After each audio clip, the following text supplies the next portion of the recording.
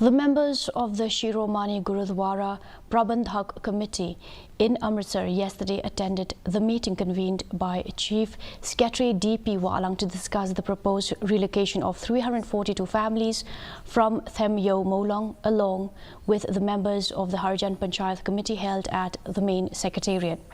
Talking to reporters, Save Shillong Sikh's convener Jag Mohan Singh said that they are not here to create trouble, but he maintained that they are here to help the government to resolve the problem in an amicable and proper manner.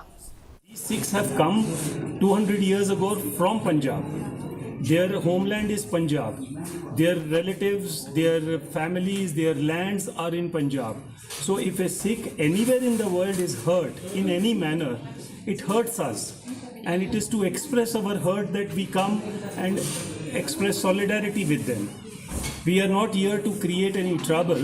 We are here to help the government to resolve the problem in an amicable and proper manner.